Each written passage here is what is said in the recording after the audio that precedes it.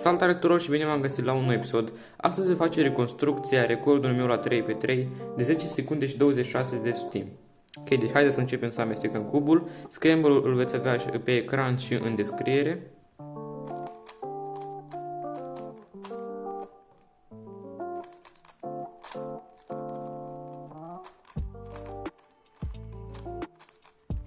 Deci cam așa arată cubul amestecat, am făcut pe crucea albă, am văzut mucheile crucii, una aici și acestea două. Așa că mai întâi am inserat verdele, care este inserat corect în raport cu portocaliul. Le-am dus pe ambele în spate ca să inserez albastrul și roșul și după am aliniat crucea.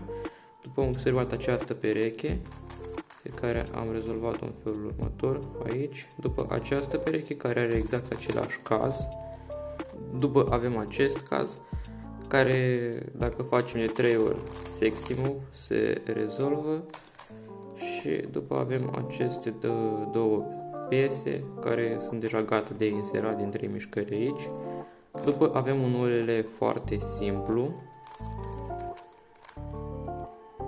și la pilele un U.